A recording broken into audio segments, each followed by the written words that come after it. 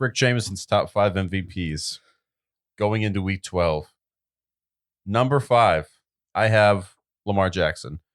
We kind of proved this last week against the Bears that they're not very good without Lamar Jackson. And he's had a number of different comebacks this year. I think this is going to be, I think when it comes time for the playoffs, he's going to turn things around, change the narrative around him. It's been a narrative-changing season for Mr. Lamar Jackson, and he's proved that. So I have Lamar Jackson as my number 5 candidate. My number 4 candidate, I have Bill Belichick. Bill Belichick, from the ashes, turned the team that went 7-9 last year with former MVP Cam Newton and a bag of trash can around him, no receivers. And now this team is rocking. And it's not due to one particular person. Mac Jones has played pretty well. Matt Judon has played exceptional on defense. They had a couple of good weapons, but the brains really come down to the coach, Bill Belichick. He's going to become the first coach in NFL history to win the MVP. He's the most valuable player.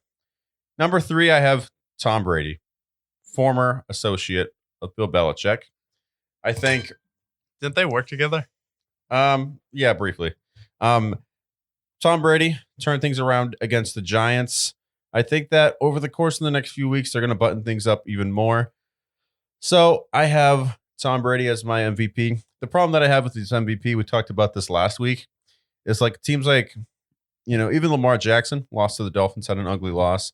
Justin Herbert has had some ugly games. Josh Allen's nowhere in my MVP conversation at this point.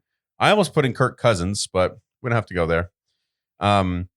Number 2, and these next 2 candidates are my true MVP candidates. Everyone else was filler except for Bill Belichick. Number 2, I have Aaron Rodgers. I think Aaron Rodgers, when it comes to quarterbacks, he's the only one that really hasn't had a lot of stinker games outside of week 1, but I think we can erase week 1 from pretty much everybody's memory. Patriots lost to the Dolphins.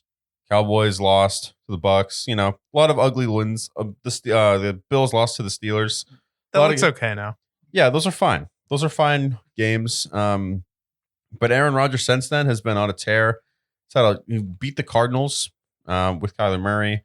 And, I feel like he's not going to win it due to his controversy this season. But I think that if there's any quarterback that deserves to win it, it's Aaron Rodgers. But this year, there's a perfect storm around the NFL. You've had all these great quarterbacks that were in contention for the MVP either get hurt, underperform, or have games that take them out of the conversation. Lamar lost to the Dolphins. Josh Allen's had some clunker games. Tom Brady's had some clunker games. So this is the perfect year, similar to 2012, when a running back wins the MVP. Happens once in every decade, and this is the year that it happens. Derrick Henry was leading MVP conversations when he was dominating with the Titans prior to his injury.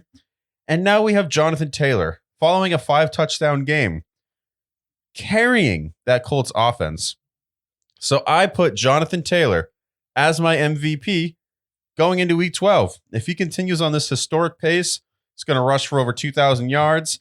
He's literally going to be the whole offense. He's like Christian McCaffrey in 2019.